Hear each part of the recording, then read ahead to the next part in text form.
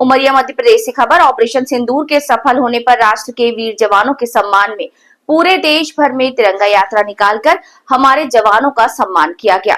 उसी क्रम में आज बिरसिंहपुर पाली में भारतीय जनता पार्टी के द्वारा तिरंगा यात्रा निकाली गई।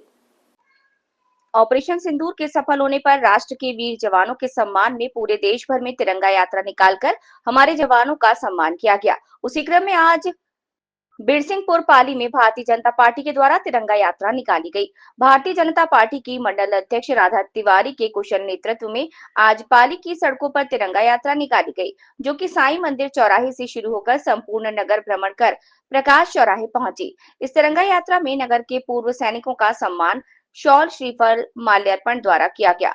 भारत माता की जय उद्घोष, देश के वीर सपूतों सैनिकों की जय घोष से पाली नगर से गूंज उठा। राष्ट्र गीतों के गुंजायमान से नगर के हर नागरिक के चेहरे इस स्वाभिमान से खिल उठे। इस तिरंगा यात्रा में पाली नगर के सेवानिवृत्त वीर सपूत सैनिकों ने भाग लेकर इस यात्रा के स्वाभिमान को बहुगुणित बना दिया।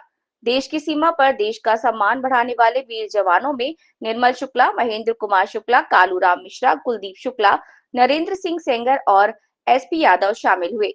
यात्रा को संबोधित करते हुए सुदामा प्रसाद विश्वकर्मा ने संबोधित करते हुए कहा कि देश के प्रधानमंत्री श्री नरेंद्र मोदी जी ने जिस तरह सेना को खुली छूट देकर आतंकवादियों को नेस्तनाबूद करने की छूट दी और देश की सेना ने जब करतब दिखाया, उससे न सिर्फ पाकिस्तान कुछ घंटों में दम तोड़ गया, इससे भारत का सम्मान विश्व पटल पर ऊंचा हुआ। तिरंगा यात्रा प्रकाश चौराहे से आगे बढ़ते हुए पाली गेस्ट हाउस तक।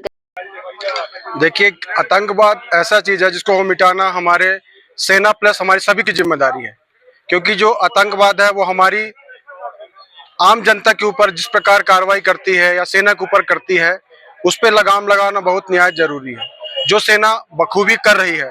और उसी का परिणाम आपने देखा कि ऑपरेशन सिंदूर चलाकर उनको नष्ट नाबूद किया गया है और आगे भी उनकी पूरी वो है कि जो उनकी जो प्लानिंग है नेक्स्ट की, अभी भी पूरा सिंदूर जो ऑपरेशन सिंदूर खत्म नहीं हुआ है उसको सुचारू रूप से चल रहा है और यदि कोई भी पाकिस्तान की गतिविधि होगी उसको मुंहतोड़ जवाब दिया जाएगा। ऐसा हमारे रक्षा मंत्री और हमारे जो चीफ है उन्होंने यह बयान दिया है।